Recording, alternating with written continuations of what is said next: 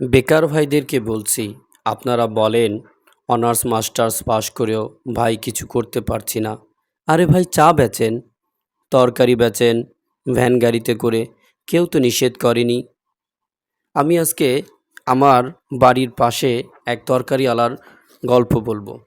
সে সকাল 6টার থেকে সকাল 10টা পর্যন্ত শুধু শাক বিক্রি করে। 2000 টাকার শাক বিক্রি করে তার 50% লাভ, অর্থাৎ 1000 টাকা হলে মাসে 30,000 টাকা ইনকাম, শুধু 4 ঘন্টাতে। তো ভাবুন তো, বাকি সময়টা সে যদি অটো বা অন্য কিছু চালায়, তাহলে তার ইনকাম কত হতে পারে। দুনিয়ায় টাকা কামানোর চেয়ে সহজ কোনো উপায় নাই, শুধু একটা জিনিস বাদ দিতে হবে, আর তা হলো মানুষ কি বলবে। আমি না খেয়ে থাকলে কেউ আমাকে দেখে না। তো আমি না খেয়ে থাকলে যদি মানুষ ফিরেও না তাকায়, তবে কেন আপনি যদি শাক বিক্রি করি, তাহলে মানুষ দেখলে কি সমস্যা। আমাদের খারাপ সময় তো কেউ এসে বলবে না, এই নে তোকে কিছু টাকা দিলাম, তুই কিছু কর।